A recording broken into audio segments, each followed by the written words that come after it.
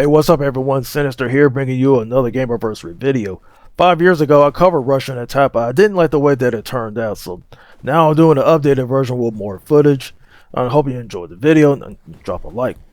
Anywho, 40 years ago was a big time for movies and games. You have a lot of games that hit the arcade and at home via computers or consoles. Rush'n Attack, or Green Beret, where it's known in Japan and Europe, was one of the popular titles that hit those platforms. The presentation here, during this time, it was cool because, you got many cutscenes at the beginning, between the levels, and at the end. The music during the gameplay has that military beat as you're going around just, running around stabbing soldiers, but more of that in the gameplay. If you play this on the computer, especially like the Commodore 64, for example, the music was done by Martin Galloway, which is really cool. Speaking on the gameplay front, this hack and slash mechanic has you taking out Russian soldiers on 4 different levels: the missile base, harbor, air base, and the camp. Then of course you rescue the hostages at the final stage. However, the challenge is to survive the many enemy encounters because you got guys with guns, guys who just do flying kicks at you, so on and so forth. But all you have is your trusty knife to stab them before you move on.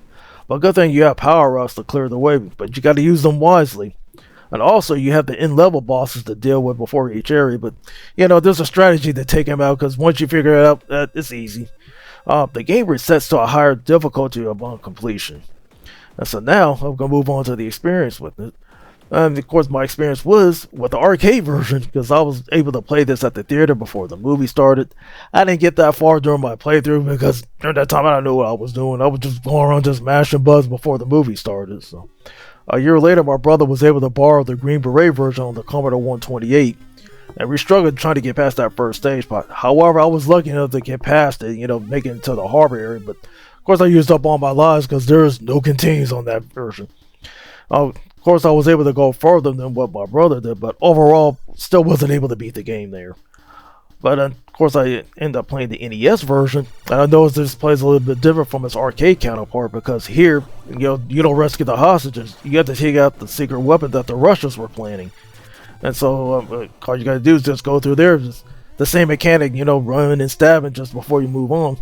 But I had fun with, playing this game more than the arcade version, because it's 2-player co-op, and, had a better chance of survival and beat it on the first try.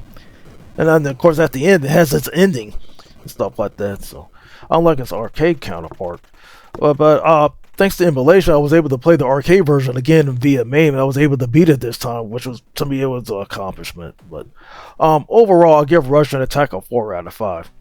I hope y'all enjoyed the video. I definitely want to hear your thoughts about it. If you played it, hey, tell me about your experience about it.